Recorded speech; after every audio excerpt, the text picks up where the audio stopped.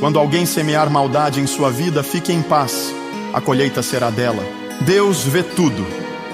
Ele conhece seu coração, sua dor e também a injustiça que tentaram plantar em seu caminho.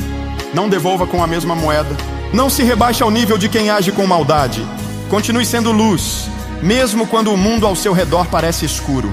Lembre-se, quem planta espinhos não colhe flores, mas quem planta com fé colhe milagres. Quando for difícil, feche os olhos e diga: Senhor, eu entrego nas tuas mãos. Eu confio no teu tempo. Porque Deus nunca se atrasa.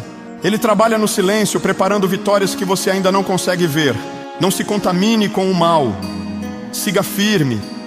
Quem te persegue será alcançado pela própria semente que lançou. Mas você será alcançado pela graça de Deus. Que hoje o seu coração se encha de paz. Não porque tudo está certo, mas porque você sabe em quem tem crido.